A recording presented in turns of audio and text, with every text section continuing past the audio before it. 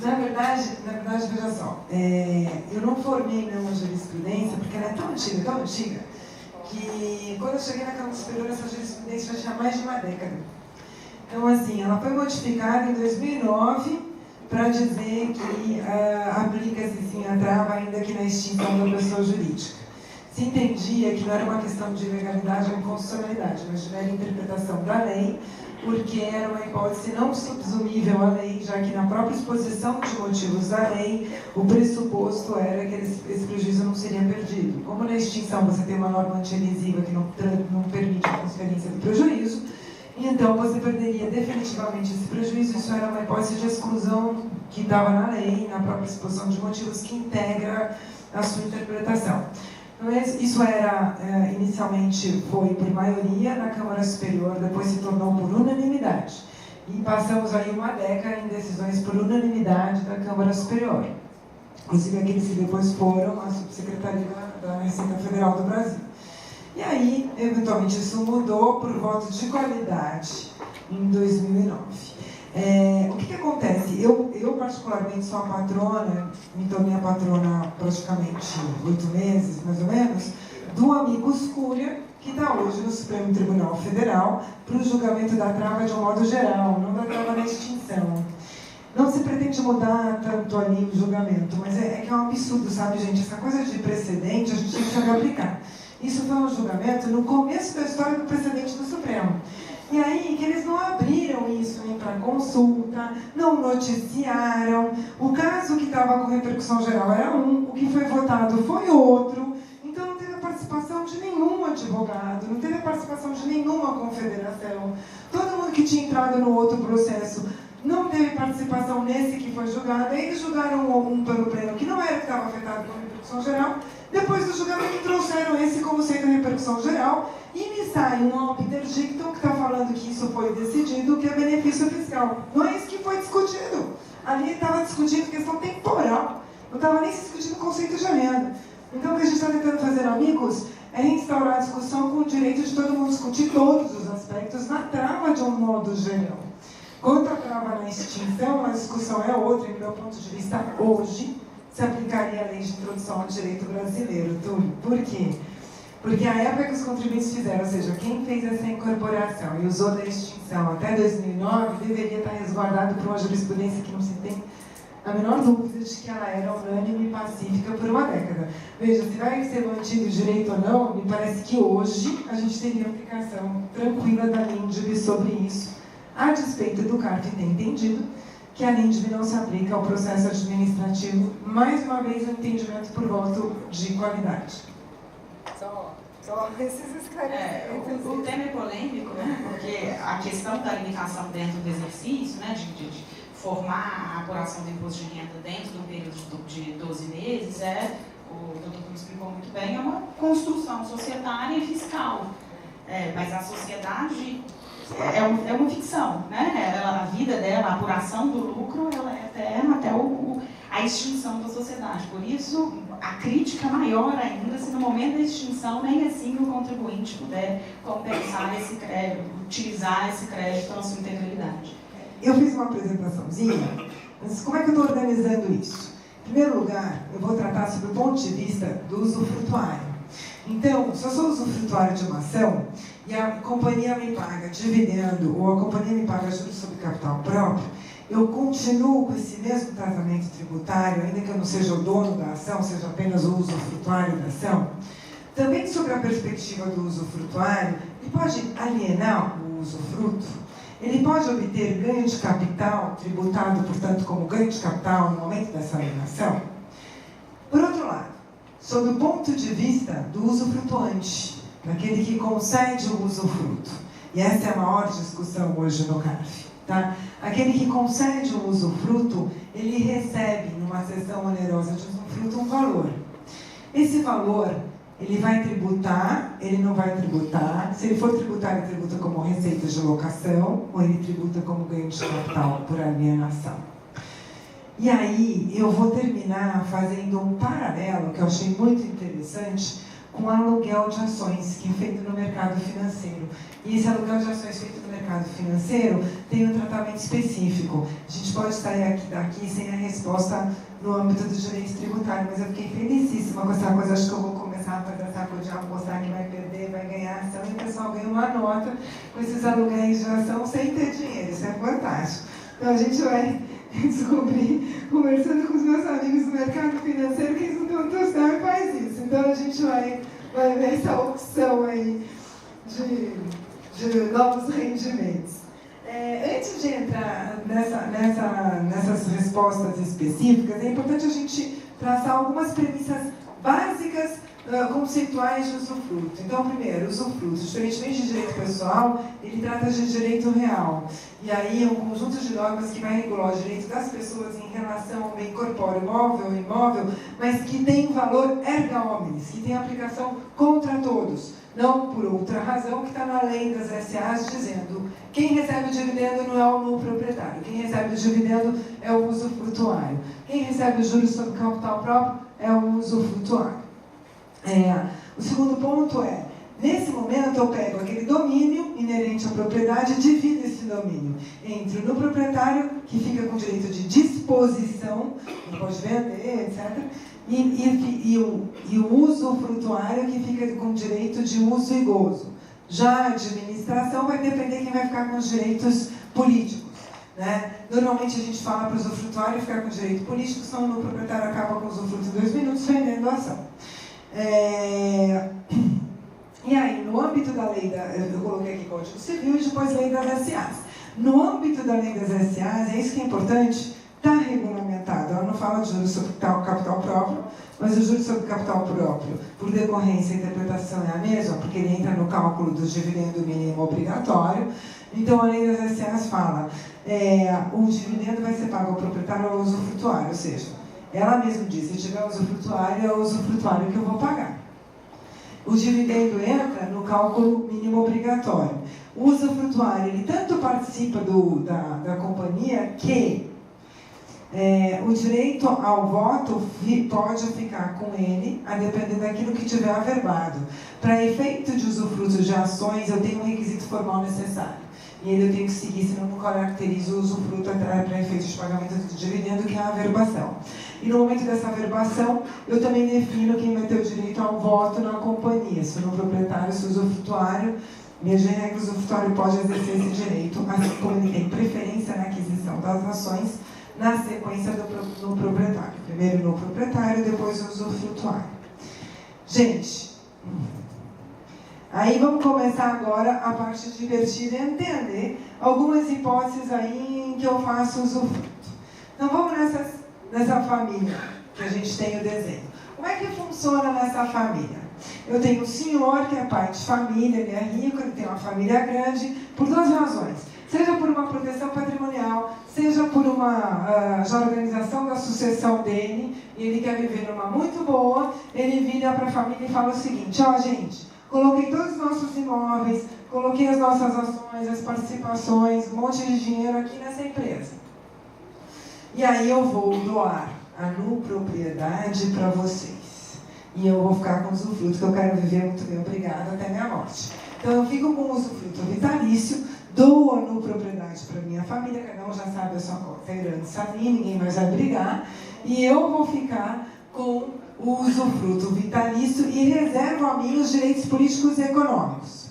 Os econômicos já decorrem da lei, mas eu reservo também a mim os direitos políticos, ou seja, ele é que vota, ele é que decide, ninguém faz nada nessa empresa sem pedir autorização para ele.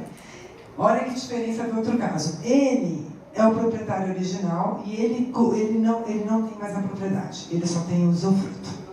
No outro caso, eu tenho uma PJ1 que tem uma investida, tem um investimento que é uma empresa. Ela é a proprietária original e ela se mantém na propriedade.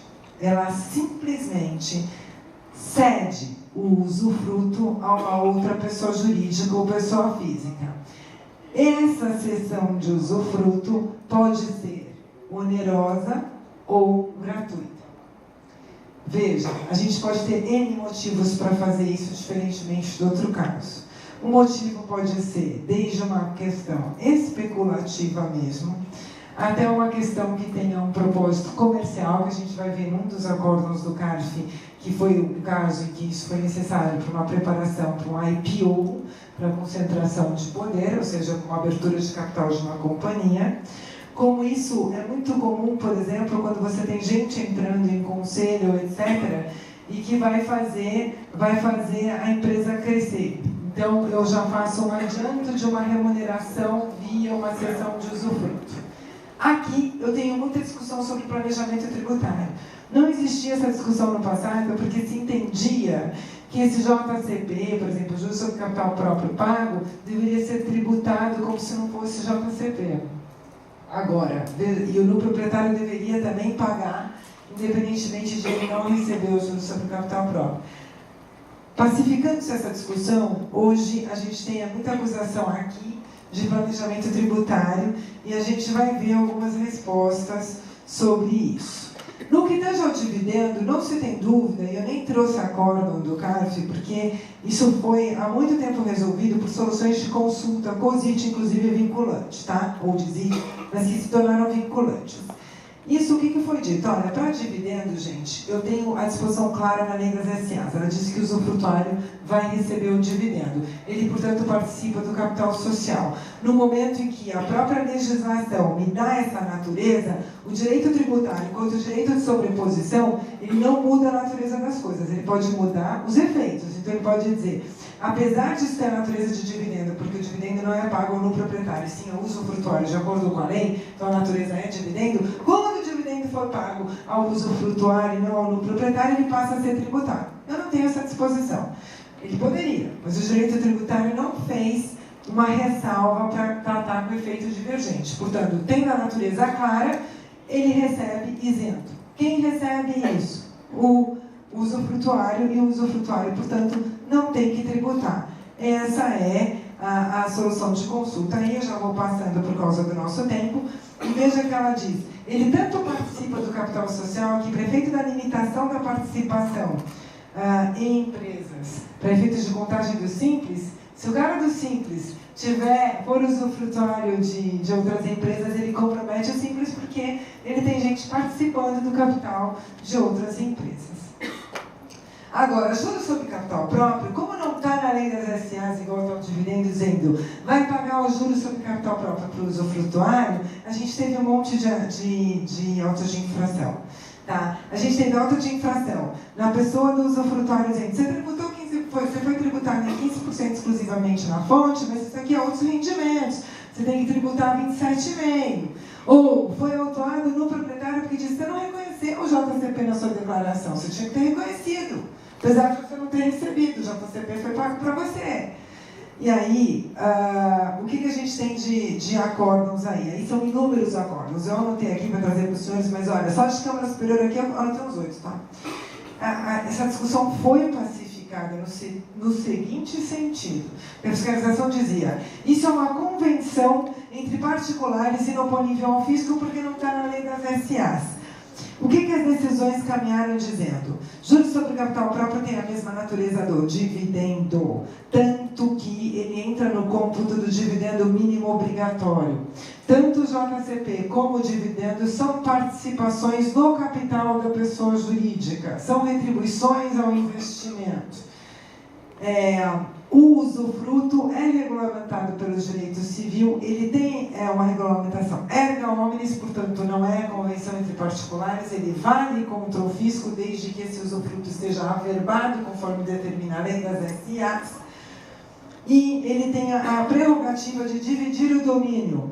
Portanto, o no proprietário perde a posse, perde o uso, perde o gozo. O JCP só pode ser pago, assim como o dividendo para o usufrutuário. É isso que se decidiu. Eu vou pular aqui, mas são vários acórdãos, tá? O que é interessante, só nessa parte desse acórdão que eu quis deixar aí, porque começaram as autuações, quando essa matéria começou a se pacificar, começaram dizendo, só fez o usufruto para não tributar.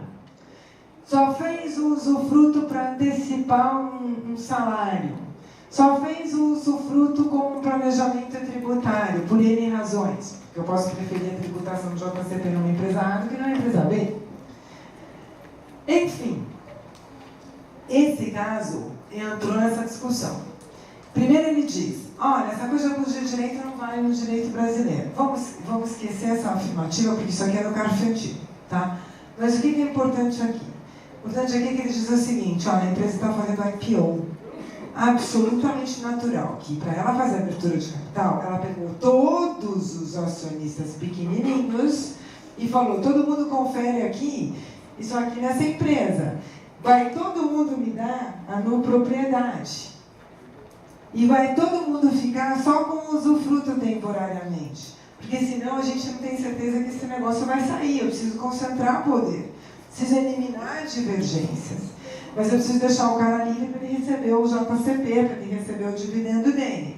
Então, justificativa feita, afastou-se a possibilidade de planejamento tributário, manteve-se essa mesma discussão. Tá? Inclusive, também a fiscalização tem dito agora que isso é um benefício fiscal de tributação que deveria ser interpretado de acordo com o 111 do CTN. Eles falam, olha, interpretar restritivamente não é criar tributação diferente da existente. Eu não posso mudar a natureza das coisas para dizer que eu estou fazendo uma interpretação restritiva. Muito bem. Agora vamos para realmente a grande discussão que a gente tem hoje no âmbito do CARF, que é sob o ponto de vista do usufrutuante, daquele que cede o usufruto. O que acontece? Eu sou proprietário, cedo o usufruto para fulano B. Fulano B vai receber os dividendos e os JCPs daquela ação. O fulano B vai me pagar uma remuneração por esse usufruto. Tá. Alguns contribuintes não tributavam, entendendo que essa remuneração tinha a mesma natureza de dividendo ou juros sobre capital próprio. Não é verdade. O dividendo é do usufrutuário, não meu. Então, eu tenho uma receita, sem sombra de dúvida. Que natureza de receita é essa? Aí, se entendia que essa receita ela tinha um custo, uma contrapartida de um custo. Qual é esse custo? O dividendo que eu deixei de receber. Que eu teria um dividendo para receber. Eu deixei de receber esse dividendo. Então, eu só poderia tributar aquilo que superasse esse dividendo. Ou seja, a empresa foi lá e deu uma ata de distribuição de dividendo de 10, eu recebi 15, eu tributo 5. Bom, e aí isso era uma tributação equiparável a um ganho de capital. Aí a fiscalização veio e disse, isso não é ganho de capital, isso não é alienação, porque você não aliena, no usufruto você faz uma cessão de direito e, portanto, isso é uma receita operacional, que se equipara a um rendimento de aluguel. É isso que disse a Receita Federal. E aí começou toda a discussão no âmbito do CARF. O que o CARF decidiu, e aí também a gente tem várias decisões, inclusive da Câmara Superior. O CARF decidiu, sem dúvida nenhuma, isso é uma receita. Isso não é um ganho de capital, isso é uma receita de aluguel. É isso que ficou definido. Por qualidade se tirou o custo, que seria o dividendo que eu deixei de receber. Só que, se é uma receita de aluguel, vamos supor que eu fiz uma cessão onerosa por 10 milhões. Recebi no ato 10 milhões. Esse usufruto tem um prazo de 2 anos. Eu tenho que dividir esse rendimento para efeitos de tributação ao longo do prazo desse contrato. Então, são 2 anos. Eu não posso tributar tudo no ato do meu recebimento. Eu tenho que observar o regime de competência. Porque tributar tudo no ato do recebimento é se eu tributasse como ganho de capital. Se ela está falando que não é ganho de capital, me tributa no curso dos meus, das obrigações, da contrapartida obrigacional que eu tenho, que é abrir mão da posse dessa ação por quanto tempo. E vou dividir. É exatamente essa a questão que ficou decidida, que é regime de competência e que é receita operacional, dentro de outras receitas operacionais. Porque é uma cessão do direito de usar de um ativo. É exatamente isso o que decidiu, inclusive no âmbito da Câmara Superior. O que não está muito discutido ainda, inclusive porque por falta de paradigma, etc. A questão do custo. Porque mesmo não sendo um ganho de capital, essa receita seria a receita líquida ou a receita cheia? Essa é a primeira discussão que eu acho que ainda não está clara e precisa ser melhor desenvolvida. O segundo ponto é, Quando os fiscais fizeram, e todos os autos de infração aconteceu isso, tributação cheia na data do recebimento. Ou seja, eu te vendi por 10 milhões de usufruto, tributação cheia em março de 16, quando eu te vendi por 10 milhões. Só que você só vai me devolver essa ação, o pleno domínio dessa ação, em março de 2018. E aí, o fisco tributou errado. Pode arrumar esse auto de infração? O que disse o CARF? O CARF disse o seguinte, pode arrumar sim, porque na verdade eu não vou pegar e lançar os outros meses. Eu vou falar quanto seria o valor devido em março de 18, eu só vou considerar a parcela de março de 18. O cara me deu um crédito tributário de 100, a parcela de março de 18 é 5, eu vou exonerar 95 e vou manter a autuação para 5. Como eu não estou mudando, não estou autuando os outros meses, só estou mantendo aquela autuação daquele mês, então eu não estou fazendo alteração de critério jurídico. Não é nulo o lançamento, mantém-se o lançamento parcialmente exonerado. É isso que está aí nesse acordo, tá? É isso que está aí nesse acórdão. E assim vai, todos os acórdãos vão nesse sentido, tá? Até que, e olha, eu aqui embaixo estou citando vários outros da Câmara Superior, inclusive dizendo que não é alteração de critério jurídico. Um desses processos, o último, foi parar no TRF da Terceira Região, lá em São Paulo. Olha que interessante. O TRF foi lá e ele começa a discorrer. Daí ele fala, primeira coisa, isso não é ganho de capital porque eu não posso alienar o usufruto. Segunda coisa, é uma receita que ninguém tem dúvida que isso é uma receita. E é outras receitas, então eu tenho que tributar. Portanto, eu não estou tributando por analogia quando eu digo que se assemelha a um aluguel. Quando eu digo que se assemelha a um aluguel, eu estou usando a analogia para dar um critério de apuração e não para tornar tributável o que não é. Então não tem problema, não estou ferindo o Código Tributário Nacional. 3. É uma receita operacional. Diferentemente do ganho de capital, ela não vai incidir só com IRPJ e CSLL, apesar de estar no meu permanente. Ela vai incidir IRPJ, CSL, PIS, COFINS. Só que eu tenho o custo da receita operacional. Ele fala isso. O TRF fala do custo. Fala, tem o custo da receita operacional, que é o dividendo que o fulano deixou de receber. Ele diz como se o CARF tivesse julgado isso. A gente não sabe se isso é um obter dictum ou não, porque não é bem isso que no final eles definem. Mas ele fala isso, TRF. E aí depois ele conclui. Só que o CARF errou quando disse que não teve alteração de critério jurídico. O fato de você só manter um pedaço e não autuar os outros não significa que você alterou o critério jurídico. E aí ele dá nulidade da cobrança porque houve alteração de critério jurídico. Gente, quando eu fui do CARF da Câmara Superior, a gente discutiu isso um monte. E eu vou confessar para os senhores que pouco antes de eu sair, eu entendi numa situação similar a essa que não haveria alteração de critério jurídico também. Por quê? Porque eu não estava alterando a norma de subsunção, então o sujeito passivo era o mesmo, o motivo do lançamento era o mesmo, a capitulação legal era o mesmo. Então, nem sempre o erro de metodologia, por exemplo, é diferente de eu arbitrar ao invés de tributar pelo real. Isso é uma alteração de critério jurídico. Nesse caso, se eu observei ou não o regime de competência OP, não houve alteração de subsunção. Isso é uma opinião pessoal, não é o que decidiu o TRF. O CARF está dizendo que não tem alteração de critério jurídico por voto de qualidade. Eu confesso que é algo que eu tenho que pensar. Mas que é uma situação complexa, é uma situação complexa. Por fim, e até para eu não atrasar, eu vou para a questão, voltando agora para o usufrutuário.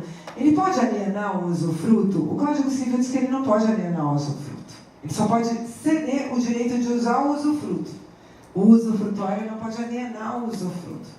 Então, a gente tem um parecer normativo, o 4, que diz o seguinte: como você não pode alienar, só pode alienar para devolver para o proprietário. Aí você tem ganho de capital. Mas se não for para devolver para o proprietário, você não pode alienar.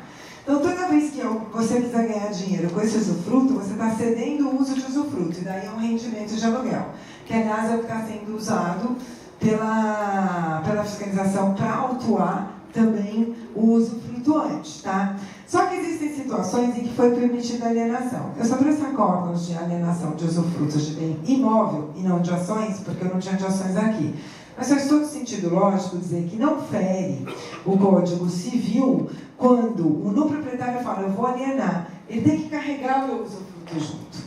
Então é como se consolidasse nele e carregasse o usufruto junto. Então aliena tudo junto. Quando aliena tudo junto, sem dúvida nenhuma, um ganho de capital para o no proprietário e um ganho de capital para o usufrutuário. Eu tenho que dividir o custo entre o no proprietário e o usufrutuário na proporção do custo do usufrutuário. Porque o custo do usufrutuário virou o custo do usufrutuário e tirou o custo do no proprietário. E, aliás, só para concluir, a gente tem um problema enorme nessa discussão da natureza do que eu recebo como cessão de usufruto. Sabe por quê? Eu sou a no proprietária, vou lá e te dou usufruto de ação. A empresa distribui dividendo para você, você que recebe. Você me paga uma taxa. É como se eu não quisesse o risco do negócio, eu quisesse descontar duplicata. É isso, né? Preciso antecipar rendimento. Eu vou lá e tributo esse rendimento. Você recebeu como dividendo. Só que além de eu tributar o rendimento, como eu estou reconhecendo isso por equivalência patrimonial, eu perdi o custo do investimento. Eu dei um investimento, eu sou no proprietária de uma ação que vale 10. Por equivalência, quando ela paga o dividendo para ela, por equivalência a minha ação deixa de valer 10. Eu perdi o custo. Então, além de eu tributar, eu também perco o custo. É como se eu perdesse 2 vezes.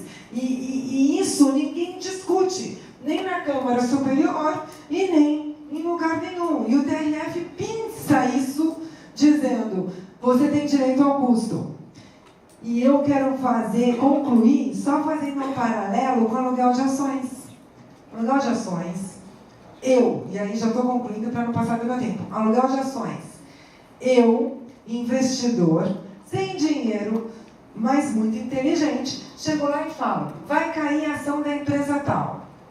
Vou e empresto, faço aluguel da ação dessa empresa que eu acho que vai cair a ação, vou dizer empresa X. Então, da empresa X vai cair a ação. Vou lá e faço aluguel das ações da empresa X. Esse aluguel é feito todo no âmbito de liquidação em custódia, Câmara de Liquidação em Custódia, autorização do CVM, porque são ativos financeiros, são operações financeiras. Eu vou lá e faço aluguel dessa ação. Aí, eu pego, nesse mesmo dia que eu fiz o aluguel das ações, eu vou no mercado e vendo a ação, porque eu sei que ela vai cair, então eu vendi por 10. Esse desenho não é meu, não, eu peguei esse desenho de instituição financeira, tá? Só para mostrar. Eu não conseguiria fazer isso. E, aliás, eu nem sei fazer essa operação. Aí eu vou, vendo por 10. E aí depois eu compro, acabou meu tempo. Eu compro essa ação por 8, porque caiu a ação. Embolsei 2, tá bom? Eu vou ter esse rendimento. O que eu faço com o cara que me alugou a ação? Eu pago uma taxa para ele e eu vou reembolsando o valor da ação para ele. E aí, a gente tem tanto instrução normativa como solução de consulta dizendo o seguinte, esse reembolso das ações, até chegar no custo de aquisição, não é tributável, só depois. Por quê? Porque como até chegar no custo de aquisição, esse reembolso vai tirando o seu custo. Então, quando você for vender, você vai tributar, porque você vai ter perdido o custo. O que é esse tratamento? Eu não quero tornar despesa de equivalência uma despesa dedutível, mas por que esse tratamento desse diferimento para um tributado, às vezes, não é dado para o caso da cessão de usufruto, que hoje tem sido mais usada do que nunca, seja por conta de abertura de capital, seja por conta de remuneração, por N situações. Então, eu já estou com o meu tempo esgotado, concluo e agradeço. Muito obrigada.